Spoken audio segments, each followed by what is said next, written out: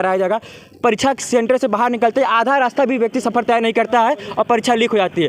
आप अपने हृदय से पूछिए, जो व्यक्ति आपके साथ सफ़र कर रहा है, जिसकी उम्र आखिरी पड़ाव पर है, उसके मनोभाव में क्या मतलब विकृति उत्पन्न होती होगी कि आखिरकार क्या दोष है हमारा कि हम इस कदर मतलब अपमानित हो रहे हैं कि हमारी उम्र बढ़ती जा रही है। उत्तर प्रदेश सरकार पर क्या बिहार में परीक्षाएँ नहीं हुई? नियुक्ति पत्र बटा बीपीएससी में लोगों का सिलेक्शन हुआ, सकुशल परीक्षाएं हुई, लोगों को नियुक्ति पत्र मिले। उत्तर प्रदेश सरकार कहाँ पीछे रह जा रही है? आखिर में उत्तर प्रदेश में ऐसा क्या है कि परीक्षाएं लीक हो जा रही हैं? ये पेपर जहाँ से छपी है उस पैमाने के बड़े स्तर पे ये पेपर लीक हुआ है, वहाँ से पेपर लीक हुआ है। एग्जाम हॉल से कोई भी पेपर लीक नहीं हुआ है, ये मैं दावा कर सकता हूँ। एक रूम रहता है, उसमें क्यों अपना सब चीज़ करना होता है, उसके बाद इतना बड़ा संघर्ष होता है कि घर परिवार से पैसा लेके करना होता है, और उसके बाद पेपर इतना समय के बाद न कराने के बाद 5 साल बाद किया जा रहा है।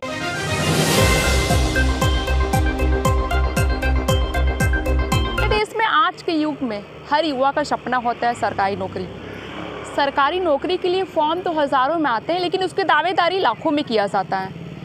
आपको बता दें कि हाल ही में उत्तर प्रदेश पुलिस कांस्टेबल की भर्ती के लिए फॉर्म आया लगभग 60,000 और दावेदारी लाखों में हुआ था। कुछ दिन पहले एग्ज़ाम भी हुआ।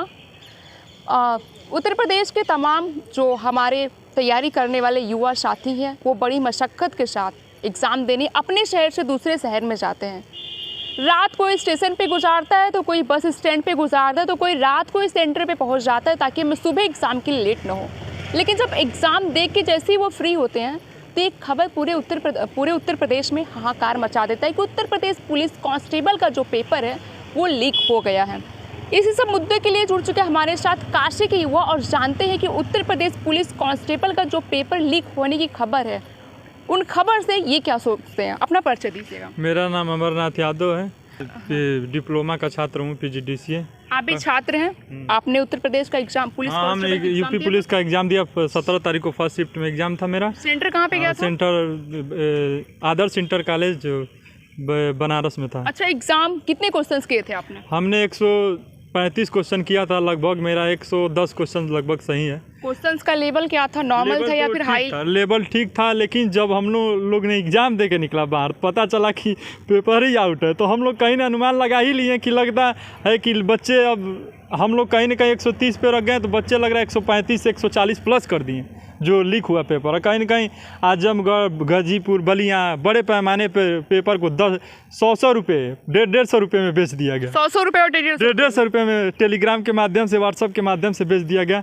उसके बाद तो बड़े स्तर पे देखा गया। उसके बाद 17 के बाद 18 को उससे बहुत बड़े पैमाने पे धांधली हो गया। लेकिन अच्छा, सालों बाद भर्तियाँ आती हैं, देश के युवा 3 साल 4 साल इंतज़ार करते हैं, बहुतों की उम्र निकल जाती है तैयारी करने में, और आप बड़ी मशक्क़त के साथ पेपर देने जाते हैं। पेपर देके जैसे ही आते ये खबर आता है तो होता नहीं है कि रूम में उजाला है, लाइट जल रहा है, अचानक से अंधेरा छा गया। अरे देखिए, अभी 2018 में हम लोग वीडियो का पेपर दिए थे, आज जाके उसका रिजल्ट फाइनल हुआ। यूपी पुलिस नेपाल का जो पेपर हुआ, कहीं नेपाल के हम लोग भी दिए, लेकिन उसमें इतना ज़्यादा धांधली हुआ बड़े स्तर पे। कहीं ना कहीं 8800 सीट पे 16,000 कैंडिडेट तैयार हो गए थे, और उसके बड़े स्तर पे धांधली हुआ। लेकिन फिर भी नियुक्ति पत्र देने के लिए तैयार था, लेकिन सुप्रीम कोर्ट ने मान ली रोक लगा दिया। फिर तो उन लोगों का अब बाद में कार्रवाई करे, सुप्रीम कोर्ट निर्णय करे, तो उसके बाद होगा। लेकिन पेपर आता है, धांधली हो जाता है, देर से रिजल्ट आता है, देर से सिलेक्शन होता है, इससे देश के युवाओं पे काफ़ी असर पड़ा। उस पर क्या कहना चाहेंगे? इस पर देखिए, क्योंकि बच्चे आए दिन तैयारी कर रहे हैं, कहीं ना कहीं इलाहाबाद जाके, दिल्ली जाके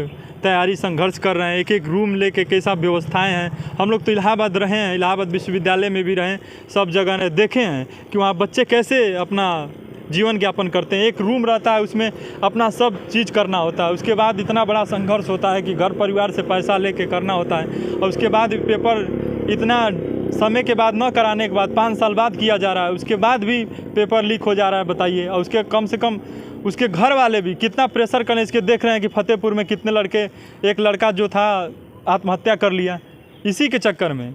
कहीं ना कहीं कि भविष्य के साथ खिलवाड़ किया जा रहा है। कब तक युवा जो पढ़ रहा है उसको नौकरी मिल ही नहीं रहा है। जो नकल माफिया हैं वो जाके भर्ती करा रहे हैं कि 10-10 लाख पे 20-20 लाख रुपये से बयाना ले लिए हैं सब कि पेपर हमको दे दीजिए, उसके बाद हम लोग नकल करा रहे हैं। कहीं सुनने में आपने कहीं आवेदन वगैरह भी किया था, क्या प्रतिक्रिया आपकी? हम तो आवेदन किए थे, कहीं से कहीं जिला अधिकारी महोदय को भी ज्ञापन दिया गया, आज जाके हम लोग दिए जिलाध्यक्ष के नेतृत्व में। उसके बाद उन्होंने कहा कि महामहिम तक हम आपको बातों को पहुंचा देंगे। उसके बाद हम लोग आए, आश्वासन लेके आए। उसके बाद कहा गया कि री एग्ज़ाम कराने के लिए आप तुरंत हम लोग को आश्वासन नहीं तो हम बड़े आंदोलन के लिए बाध्य होंगे, क्योंकि आंदोलन हम लोग का चल रहा है इको गार्डन में और वहाँ पे लोक सेवा आयोग में चल रहा है। कहीं ना कहीं अब हम भी लोग जाने का काम करेंगे, कहीं कहीं युवा हैं सब लोग जाने का काम कर रहे हैं। अच्छा, अपना परिचय दीजिए। मेरा नाम वारिस अली है। आपने एग्जाम दिया था? जी, कहाँ पे सेंटर गया था? मेरा एग्ज़ाम चिल मोइया मिर्ज़ापुर में था सेंटर। कब किस शिफ्ट में था? किस मेरा 17 तारीख को सेकंड शिफ्ट में पेपर था। जब मैं एग्ज़ाम हॉल पे पहुंचा तो पेपर पहले से लीक आउट हो चुका था, मुझे इस बात का खबर नहीं था। लेकिन पेपर जो होता है, आप सेंटर पे एग्जाम देने जाते हो तो पेपर तो सामने ही खुलता है ना, तो कैसे आप? जी, ये पेपर जो हुआ है एग्ज़ाम हॉल में तो सेंटर पे नहीं हुआ है, ये पेपर जहाँ से छपी है उस पैमाने के बड़े स्तर पे ये पेपर लीक हुआ है, वहाँ से पेपर लीक हुआ है। एग्ज़ाम हॉल से कोई भी पेपर लीक नहीं हुआ है, ये मैं दावा कर सकता हूँ। पेपर जो हुआ है 17 तारीख का सेकंड शिफ्ट में, ये पेपर 16 तारीख के पहले टेलीग्राम पे बिका है, क्योंकि 50-50 रुपये में QR कोड पहले भेजिए, आप पेपर लीजिए, ये रूल था, टेलीग्राम रूल, जो कि बच्चे ने पहले ये ले चुके थे और बहुत बच्चे को नहीं पता। जो बच्चे पढ़ने वाले हैं, पढ़ने वाले तो अपना पढ़ने पे ध्यान दिए हैं। जो माफिया की तरह से 10 लाख 5 लाख वाले सेटिंग वाले हैं तो पहले अपना ब्यौरा खोजते हैं, कहीं ना कहीं मेरा मिल जाए, मेरा पेट भर जाए। और जो बच्चे पढ़ने वाले हैं 110 क्वेश्चन 105 क्वेश्चन बहुत ज़्यादा कर पाएंगे, क्योंकि टाइम ही 2 घंटे दिया गया है, क्वेश्चन 150 क्वेश्चन है, तो कहाँ से बच्चे अटेम्प्ट कर पाएंगे। बड़े पैमाने पर डैमेज हो रहा है, क्योंकि पहले ये जो पेपर लीक हो चुकी है, बच्चों को पेपर देने के पहले पैसा लिया जाता है QR कोड भेजकर, फिर पेपर को दिया जाता है। जी, मैं श्योर हूँ। मेरे सेंटर पे जो कि बच्चे बहुत ज़्यादा बड़े पैमाने पे लोग पेपर रट रहे हैं, मुझे ये आइडिया नहीं तो ये पेपर ही रट रहे हैं आपके सेंटर पे ही। मतलब आपने अगल बगल कुछ प्रतिक्रिया देखी होगी? मैंने देखा, मैंने मोबाइल में लेकर, कोई बच्चा चीट में लेकर कहीं ना कहीं अपना अगल बगल मोबाइल अंदर गया था सेंटर में। जो मोबाइल था वो लाइन में बच्चे लगे थे, उसके पहले ही जो था पेपर सेंटर के बाहर जो लाइन लग के वेरिफिकेशन कराया जाता है, बायोमेट्रिक कराया जाता है, उसके बाहर ही बच्चे पेपर रट रहे थे 1 से 1.5 घंटे पहले बच्चे, और उसी में अपना बच्चे रटे। मेरे को आइडिया नहीं था वो रट क्या रहे हैं। जब मैंने पेपर दे के बाहर निकला 17 तारीख को सेकंड शिफ्ट में, तो वहाँ पे बड़े पहले हुआ कि पेपर लीक हो चुका है। यही सब पूरे प्रदेश में हाल है। UP SSC पेट का पेपर लीक हुआ, लेखपाल का पेपर लीक हुआ, RO का पेपर लीक हुआ। इस सरकार में हर एक पेपर को लीक किया जा रहा है। आपने इतना बड़ा बोला पेपर लीक हो रहा है, सूबे के मुखिया ने बोला है कि कड़ी से कड़ी कार्रवाई की जाएगी, आप क्या चाहते हैं? मेरी यही भर्ती बोर्ड से मांग है कि री एग्जाम फिर से कराया जाए, नहीं तो बच्चों को बहुत बड़ा आंदोलन खड़ा हो जाएगा। अभी इको गार्डन में हम लोग का लखनऊ में है, पूरी टीम जितनी शिक्षा संस्थान वाले हैं, RWA, रोजगार विसंकित वाले, एग्जामपुर वाले, कैरियर वाले, जितने भी टीचर हैं सब एकजुट हो चुके हैं। सब एकजुट होकर इको गार्डन में आंदोलन दे रहे हैं। वहाँ पे उससे बड़ा आंदोलन खड़ा हो सकता है। हर बच्चे यूनिवर्सिटी से जब भी निकलेंगे, जो कि उनके माता पिता का सपना होता है मेरा बच्चा आज पेपर दिया तो कुछ न कुछ नौकरी पाएगा, जो सच्चा ईमानदार व्यक्ति, जो पढ़ा हुआ व्यक्ति है, और जो दलाली कर रहा है तो दलाली ज़िंदगी भर ही करेगा। वो सोचा है कि मुझे कहीं ना कहीं से दलाली मिले, वो यही खोजता है, वो पढ़ेगा नहीं, केवल दलाली के ही चक्कर में बच्चों को अपना घुमा फिरा करेगा। दलाल से कहेगा मेरा सेटिंग करा दो, मैं 10,000 500, और पेपर ये पहले बिका है 10 लाख में, आते आते ये 2-2 रुपये में पेपर बिकी है। जैसे मैंने पेपर लिया आपसे 10 लाख रुपए में, आपने अपने दोस्त को बेचा 5 लाख रुपए में, वो भैया भाई मेरे को पेपर मिला है मैं आपको बेचना चाह रहा हूँ, अगला उसको बेचा 10,000 में, वो अगले को बेचा 5,000 में, पेपर आके 10-10 रुपये में बेचा है पेपर। अपना परिचय दीजिएगा। मेरा नाम मिहिर सोनकर है। आपने पेपर दिया था? जी हाँ। कहाँ पे सेंटर गया था? ये भारतीय चमंदी इंग्लिश लैंड कैंट पे। कितना क्वेश्चन किया था?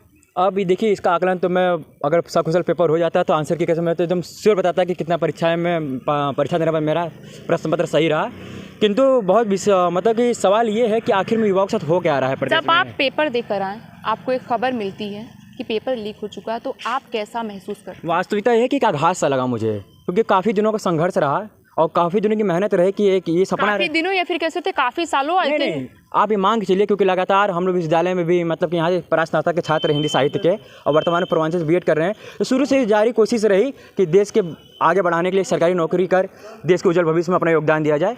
तो धीरे धीरे जो भी भर्तियाँ उत्तर प्रदेश सरकार द्वारा आती है उसमें अपना आवेदन किया गया, लेकिन जिस तरीके से सरकार विफल होती जा रही है, परीक्षा सेंटरों पर परीक्षा पेपर लीक होती जा रही है, कहीं ना कहीं सवाल खड़ा करता है कि आने वाली जो भी भर्तियाँ हैं क्या वो सब कुछ संपन्न हो सकती हैं। उत्तर प्रदेश सरकार पे एक बहुत बड़ा क्वेश्चन मार्क है, प्रश्न चिन्ह है कि आखिरकार आप पेपर ढंग से करा क्यों नहीं पा रहे, क्यों परीक्षाएं लीक हो जा रही हैं। बाकी चीज़ें आप सकुशल करा ले रहे हैं, आपके शासनकाल में सब कुछ सकुशल है, आपका वादा है कि सबका साथ सबका विकास, लेकिन कहीं न कहीं युवाओं के साथ ही अन्याय क्यों। आपके देश के युवाओं को भविष्य नहीं दिख रहा है। आपके युवा इतनी मतलब इस कदर चुभ रहे हैं, आप उनकी परीक्षाओं को सकुशल करा नहीं पा रहे हैं। परीक्षा सेंटर पर छात्र पहुँचते हैं, आपका कहना है कि सारी सुरक्षा के नियम के तहत सब कुछ सकुशल कराया जाएगा। परीक्षा सेंटर से बाहर निकलते ही आधा रास्ता भी व्यक्ति सफ़र तय नहीं करता है और परीक्षा लीक हो जाती है।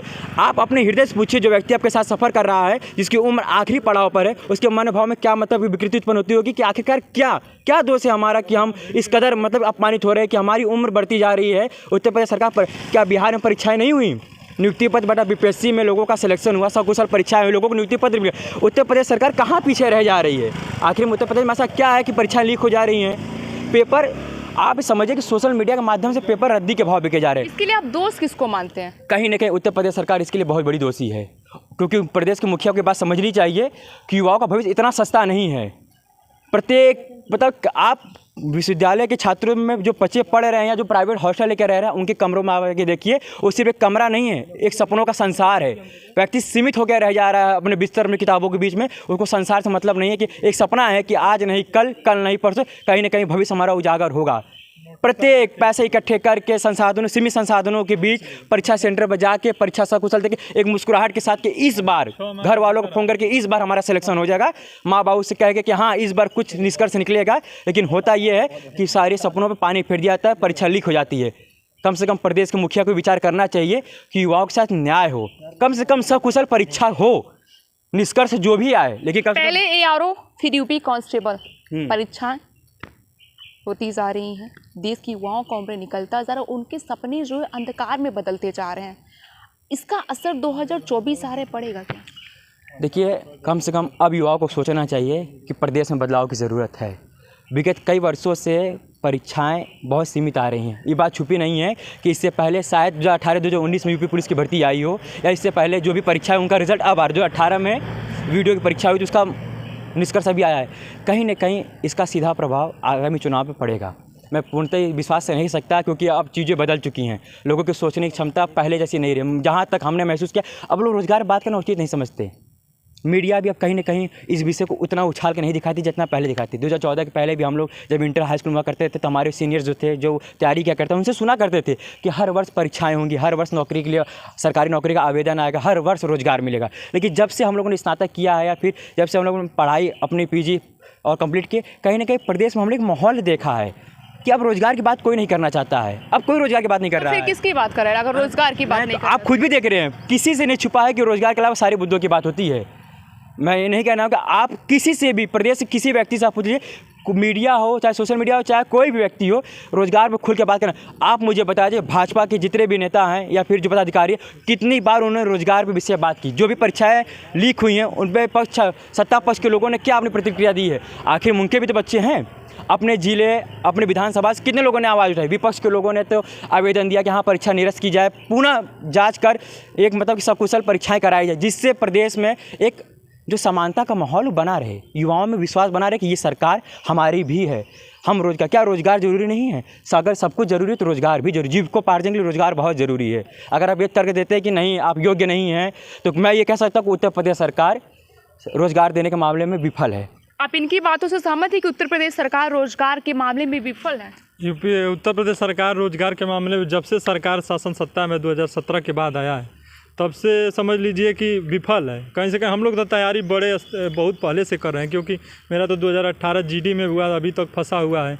कहीं से कहीं सेंट्रल OBC को लेकर मामला फंसा हुआ है, उसमें कहीं न कहीं बहुत बड़े स्तर पे कहीं से बेरोजगारी। ये मांग है कि री एग्जाम कराई जाए, री एग्ज़ाम कराई जाए, और सरकार से हम लोग का यही मांग है कि री एग्ज़ाम कराई जाए। सब युवा यही चाहते हैं कि री एग्ज़ाम कहीं ना कहीं हो और सबको न्याय हो। कहीं से कहीं परिवार अगर जुड़ा है कहीं से कहीं सबके, तो सब लोग चाहते हैं कि कहीं ना कहीं हमारा बच्चा अच्छा तैयारी करे और नौकरी पाए।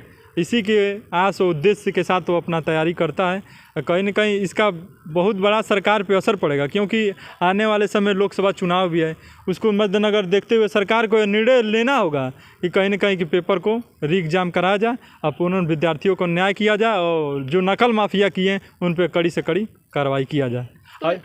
और इसमें प्रशासनिक अधिकारी भी लिप्त हैं जो ये सब काम करा रहे हैं। कहीं ना कहीं उनके अगर नहीं लिप्त होते तो यह धांधली नहीं होती। उन्हीं के वजह से धांधली हो रहा है। और सेंटर हाल जो बना जिले में बना, उसमें कहीं ना कहीं विद्यालय वाले भी चाह के ये सब किए हैं सब। तो इनका मांग है कि री एग्ज़ाम करवाया जाए, देश के युवा उत्तर उत्तर प्रदेश के युवा कह रहे अगर एग्जाम नहीं होगा तो हम एक बड़ी आंदोलन करेंगे और इसका असर 2024 के चुनाव पे भी पड़ेगा। ऐसे तमाम खबरें हम आपके साथ साझा करते रहेंगे। वाराणसी से मैं स्मिता, आप देख रहे हैं नौकासी समाचार। शहरी जन की आवाज नौकासी समाचार। ऐसे तमाम खबरों के लिए बने रहिए हमारे साथ।